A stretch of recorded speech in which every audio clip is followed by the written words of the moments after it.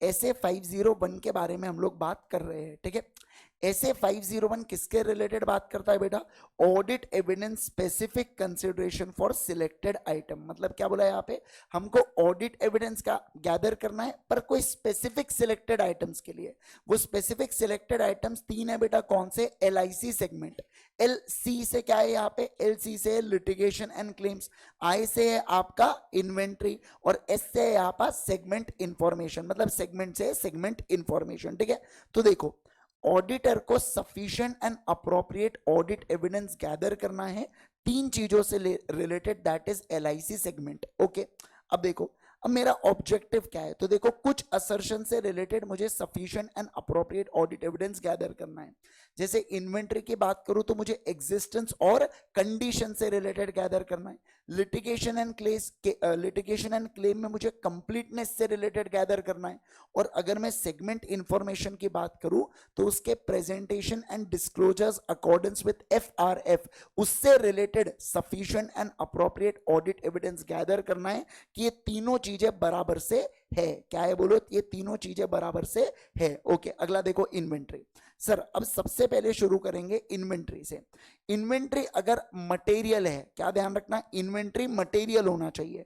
तो ऑडिटर फिर sufficient and appropriate audit evidence gather करता है किससे रिलेटेड? इन्वेंट्री की कंडीशन से रिलेटेड या एग्जिस्टेंस से रिलेटेड। मतलब क्या? बुक्स में 1 लाख इन्वेंट्री का स्टॉक दिख रहा है तो क्या वाकई में 1 लाख स्टॉक है क्या? वो मैं चेक करूंगा। ये हो गया एग्जिस्टेंस। दूसरा होता है कंडीशन। अरे भैया, जो इन्वेंट्री की हालत है बेटा, वो क्या होनी चाहिए? बोलो जल्दी से। अच्छी होनी चाहिए। खराब हालत होनी चाहिए क्या इन्वेंट्री की? नहीं सर, खराब हालत नहीं होनी चाहिए। ये दोनों चीजों को मैं चेक करूंगा। कैसे? 2 पॉइंट से। देखो, सबसे पहला बोल के रखा है कि ऑडिटर ने क्या करना चाहिए? फिजिकल इन्वेंट्री काउंटिंग को अटेंड करना चाहिए। क्या करना चाहिए बोलो? फिजिकल इन्वेंट्री काउंटिंग को अटेंड करना चाहिए, अनलेस इम्प्रैक्टिकेबल। हाँ, बहुत ही ज्यादा इम्प्रैक्टिकल हो रहा है, आप जा ही नहीं पा रहे हो बेटा, तो वो बात अलग है, तब अटेंड मत करो। बाकी नहीं तो ऑडिटर ने अटेंड करना चाहिए। वहां पे ऑडिटर जाके क्या करे? ऑडिटर इवैल्यूएट करेगा कि मैनेजमेंट के जो इंस्ट्रक्शन एंड प्रोसीजर्स है किससे related? Recording and controlling of transaction से related, result of physical counting से रिलेटेड, वो बराबर है क्या? मतलब मैं इवैल्यूएट कर रहा हूं मैनेजमेंट के इंस्ट्रक्शन सही है क्या, पहला। दूसरा, मैं ये ऑब्जर्व करूंगा कि मैनेजमेंट ने जो इंस्ट्रक्शंस दिए हैं क्या वो फॉलो किए जा रहे हैं क्या? मतलब कि performance of the management count procedure. देखो, मैनेजमेंट इंस्ट्रक्शन देता है, फॉलो कौन करते हैं? एम्प्लॉय फॉलो करते हैं। तो एम्प्लॉय बराबर से फॉलो कर रहे हैं क्या, इसको चेक कौन करेगा बेटा? मैं चेक करूंगा। समझ पा रहे हैं आप बात? उसके बाद तीसरा, फिर मैं इंस्पेक्ट करूंगा। और इसके अलावा test count, perform test count. Inspect किसको करता हूं मैं? इन्वेंट्री को। और टेस्ट काउंट परफॉर्म करता हूं अगेन इन्वेंट्री से रिलेटेड। ये दोनों चीजों को भी मैं कर सकता हूं। क्या कर सकते? देखो, साइड में लिखा भी है, ये कौन करेगा बेटा? ऑडिटर करेगा। कौन करेगा बोलो? ऑडिटर करेगा, ठीक है। Okay, next. सर, यहां पे मैं ऑडिट प्रोसीजर्स को परफॉर्म करूंगा कि जो एंटिटी की in final inventory records maintain हो रहे हैं, ये कैसे मेंटेन होने चाहिए? एक्यूरेसी से। कैसे मेंटेन होने चाहिए बोलो? एक्यूरेसी। मतलब मैं ये इंश्योर करूंगा कि इन्वेंट्री के रिकॉर्ड्स के अंदर कोई भी गड़बड़ नहीं होनी चाहिए, एक्यूरेटली पूरा डिस्क्लोजर्स होने चाहिए या पूरी रिकॉर्डिंग ऑफ ट्रांजैक्शन होनी चाहिए। ओके, अब सबसे पहले बात करेंगे यहाँ पे attendance of physical inventory counting को लेके। सर, एक ऑडिटर जब फिजिकल इन्वेंट्री काउंटिंग चल रहा है 31 मार्च के ऊपर, या पहले या बाद में, अब हम लोग जानते हैं पहले बाद में कभी भी हो सकता है, तो पहले या बाद में जब फिजिकल इन्वेंट्री काउंटिंग चल रहा होगा तो ऑडिटर अटेंड करेगा वो काउंटिंग को। क्या करेगा बोलो? अटेंड करेगा काउंटिंग को। बहुत बढ़िया। अब ऑडिटर अटेंड करके क्या करे? ऑडिटर इंस्पेक्ट करता है इन्वेंट्री को। क्या करता है? इंस्पेक्ट। इससे 3 चीजें होंगी। पहला, इन्वेंट्री के एग्जिस्टेंस के बारे में पता चलेगा। दूसरे, उसके कंडीशन के बारे में। और तीसरा, मुझे काउंट का परफॉर्मेंस भी पता चल जाएगा कि जितने ये नंबर बोल रहे हैं एक्चुअल में उतना नंबर है क्या। ये मुझे क्या चलेगा बेटा? पता चल जाएगा। इसके अलावा मैं ऑब्जर्व करूंगा कंप्लायंस को। किसके कंप्लायंस को? सर मैनेजमेंट ने कुछ इंस्ट्रक्शंस दिए होंगे, तो मैनेजमेंट ने जो इंस्ट्रक्शंस दिए रिकॉर्डिंग एंड कंट्रोलिंग के लिए, वो इंस्ट्रक्शंस बराबर से फॉलो हो रहे हैं क्या, उसके रिगार्डिंग मैं ऑब्जर्व करता हूं। क्या करता हूं बोलो? ऑब्जर्व। देखो इसके बारे में अपन ने ये ऊपर पढ़ा था कि मैनेजमेंट इंस्ट्रक्शन देते हैं और आपको ऑब्जर्व करना चाहिए परफॉर्मेंस काउंट को, तो मैं वही सेम चीजें फिजिकल इन्वेंट्री काउंटिंग में करने वाला हूं। और तीसरा बोला जा रहा है मुझे ऑडिट एविडेंस ऑब्टेन करना है कि मैनेजमेंट का जो काउंट प्रोसेस है ना वो सही है। क्या है बोलो जल्दी से? वो सही है, मैं उसके ऊपर भरोसा कर सकता हूं। मुझे एक बात बताओ, अगर मैं मैनेजमेंट के काउंट प्रोसीजर के ऊपर भरोसा नहीं कर पाया तो क्या मुझे ऑडिट एविडेंस मिलेगा? क्या रिलायबल वाला? नहीं। तो जहां रिलायबिलिटी कम होंगी, अब क्या मुझे अल्टरनेटिव ऑडिट प्रोसीजर्स लगाने पड़ेंगे रिलायबिलिटी को गैदर करने के लिए? बोलो हाँ सर। अब समझ रहे बात को? यस। अगला देखिए सर, अब हम लोग इसके अंदर पढ़ेंगे कुछ मैटर्स जो रेलेवेंट होते हैं in planning the attendance eight physical inventory counting. मतलब क्या कि जब मैं फिजिकल इन्वेंट्री काउंटिंग के लिए जाने वाला हूं तो मुझे कुछ बातों का ध्यान मुझे रखना चाहिए, मुझे कुछ बातों के बारे में इंफॉर्मेशन होनी चाहिए। याद है आपको क्या था? फिजिकल लोकेशन पे बुला के टीआरपी गेन करो। सबसे पहला फिजिकल लोकेशन या पहला फिजिकल से क्या है यहाँ पे? प्रोसीजर फॉर फिजिकल काउंटिंग, है ना?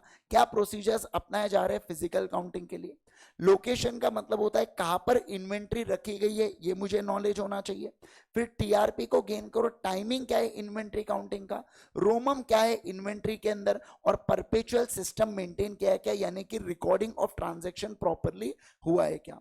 विन से क्या है? WIP, मतलब इन्वेंट्री का WIP में स्टेज कौन सा है। फिर क्या इंटरनल कंट्रोल है क्या इन्वेंट्री के ऊपर। और P से N से क्या आने वाला है? नेचर ऑफ इन्वेंट्री, यानी कि वो पेरिशेबल है या ड्यूरेबल है, ये मुझे क्या करना पड़ेगा? देखना पड़ेगा। ठीक है। अगला, physical counting conducted at other than the date of financial statements. तो देखो 31 मार्च वैसे तो डेट होता है बेटा फाइनेंशियल स्टेटमेंट का, बट आपने इन्वेंट्री कब किया? बोलो 10 अप्रैल को। कब किया? 10 अप्रैल को। अब ऐसे सिचुएशन में ऑडिटर क्या करेगा? ऑडिट प्रोसीजर को परफॉर्म करेगा ऑडिट एविडेंस को गैदर करने के लिए। किससे रिलेटेड? कि जो चेंज हुआ है इन्वेंट्री का between count date and date of financial statements, यानी कि 10 अप्रैल और 31 मार्च के बीच में जो चेंजेस हुए हैं, क्या वो रेलेवेंट है क्या? अब मुझे उससे रिलेटेड क्या क्या ऑडिट एविडेंस चाहिए? पहला कि रिकॉर्ड्स आपके क्या होने चाहिए? प्रॉपरली एडजस्ट होने चाहिए। दूसरा, रिकॉर्ड्स कैसे होने चाहिए? रिलायबल होने चाहिए। तीसरा, अगर कोई डिफरेंस आ रहा है बेटा तो मैं इंफॉर्मेशन ऑब्टेन करूंगा किसके बीच में? फिजिकल रिकॉर्ड मतलब एक्चुअल के बीच में, और परपेचुअल, परपेचुअल मतलब बुक वैल्यू और एक्चुअल के बीच में डिफरेंस आया तो मैं इंफॉर्मेशन गैदर करूंगा, रीजंस गैदर करूंगा ये डिफरेंस के। क्या गैदर करूंगा? बोलो रीजन गैदर करूंगा डिफरेंस के। ओके। अगला, सर लेकिन अगर फिजिकल इन्वेंट्री काउंटिंग को अटेंड करना इम्प्रैक्टिकेबल है बेटा, पॉसिबल ही नहीं हो रहा है, तो ऑडिटर अल्टरनेटिव ऑडिट प्रोसीजर्स लगाएगा जिससे उससे sufficient and appropriate audit evidence gather हो जाए। पर मान लो अगर वो नहीं लगा पाया ऑडिट प्रोसीजर्स, या मैनेजमेंट उसको फिजिकल इन्वेंट्री काउंटिंग अटेंड नहीं करने दी, तो मैं क्या करता हूं बेटा? मॉडिफाई करता हूं अपने ओपिनियन को। क्या करता हूं? बोलो मॉडिफाई करता हूं ओपिनियन को। ये पहला। देखो यहां पे मैं जा ही नहीं पा रहा हूं, यहां पे मैं जा सकता हूं पर किसी कारणवश अभी नहीं जा पा रहा हूं टेम्पररी, समझे? तो यहां पे बोला जा रहा है कि इन्वेंट्री काउंटिंग को अल्टरनेटिव डेट के ऊपर करो और ऑडिट प्रोसीजर्स को परफॉर्म करूंगा इंटरवेनिंग ट्रांजैक्शन के बीच में। किसके बीच में? अच्छा, इंटरवेनिंग ट्रांजैक्शन मतलब क्या? 31 मार्च और 10 अप्रैल के बीच में होने वाले ट्रांजैक्शंस। ओके।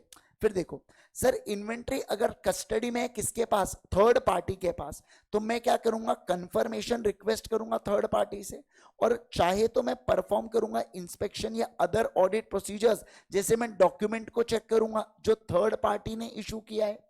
याद है आपको कल मैंने वेयर हाउस सर्टिफिकेट के बारे में बात किया था।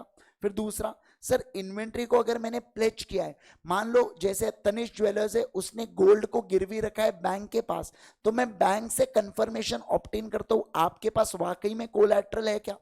तीसरा, सर अरेंज कर सकता हूं किसी दूसरे ऑडिटर को कि जाके फिजिकली क्या करो? इन्वेंट्री को चेक करो, उसकी काउंटिंग कराओ, और इसके अलावा वो other audit procedure, other auditor जो रिपोर्ट देने वाला है, मैं उससे कंसीडर करूंगा कि इंटरनल कंट्रोल्स है क्या थर्ड पार्टी का, याद है आपको वेयर हाउस वाले का ऑडिटर ने जो ऑडिट रिपोर्ट दी है उसकी मदद से मैं ये देखूंगा वहां पे इंटरनल कंट्रोल है क्या, और इन्वेंट्री काउंटिंग और सेफगार्डिंग ऑफ असेट से रिलेटेड भी क्या देता हूं बेटा, ध्यान देता हूं। ठीक है, फिर अगला हमने पढ़ना चालू किया था किससे रिलेटेड, बोलो लिटिगेशन एंड क्लेम से related. Okay, litigation and claims क्या कहता है, ये कहता है कि ऑडिटर आइडेंटिफाई करना चाहिए लिटिगेशन एंड क्लेम्स को, किसको बोलो जल्दी से, लिटिगेशन एंड क्लेम्स को।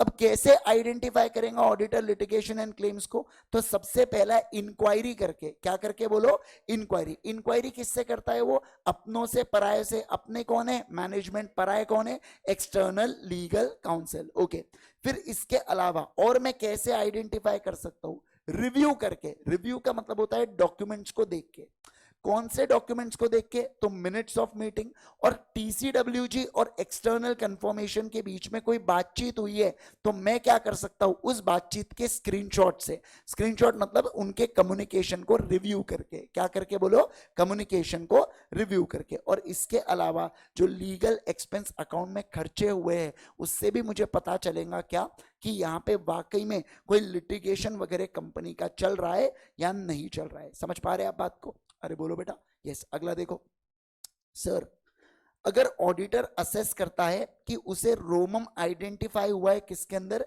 लिटिगेशन एंड क्लेम्स के अंदर, तो वो कम्युनिकेट करने की कोशिश करेगा किससे बेटा, एक्सटर्नल लीगल काउंसिल से। तो देखो अगर ऑडिटर असेस करता है कि रोमम मुझे दिख रहा है लिटिगेशन एंड क्लेम्स में, और जहां पे देखो, और जहां पे when audit procedures other to the litigation and claims में एग्जिस्ट, मतलब क्या, जब ऑडिट प्रोसीजर ये दर्शाते हैं कि दूसरे लिटिगेशन एंड क्लेम्स एग्जिस्ट करते हैं कि नहीं है, हाँ सर एग्जिस्ट करते हैं, तो देखो क्या, तो auditor in addition to audit procedures direct confirmation obtain करने की कोशिश करेगा किससे, एक्सटर्नल कंफर्मेशन से, किसकी मदद से, लेटर ऑफ इंक्वायरी, किसकी मदद से बोलो, लेटर ऑफ इंक्वायरी। और मैं रिक्वेस्ट करूंगा एक्सटर्नल काउंसिल से कि प्लीज आप मुझे डायरेक्टली कम्युनिकेट करो, कैसा कम्युनिकेट करो बोलो, डायरेक्टली, मतलब मैनेजमेंट के थ्रू करना है क्या, नहीं सर मुझे डायरेक्टली बातचीत करना है क्या, हाँ सर। ओके अगला, लेकिन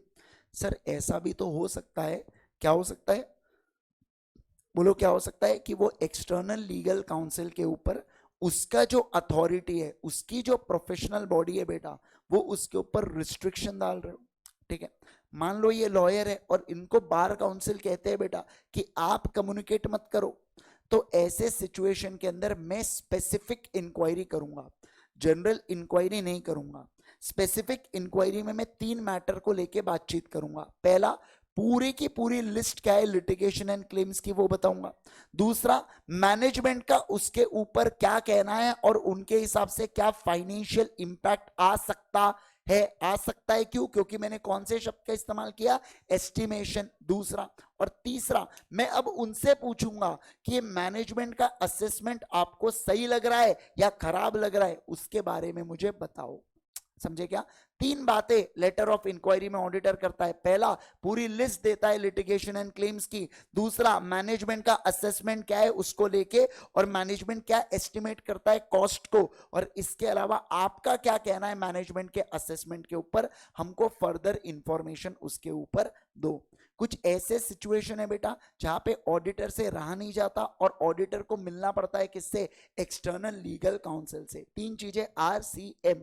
देखो पहला, एक तो रिस्क सिग्निफिकेंट है, मैटर्स कॉम्प्लेक्स है, और जहां पे डिसएग्रीमेंट है बेटा किसके बीच में बोलो, मैनेजमेंट और एक्सटर्नल लीगल काउंसिल के बीच में।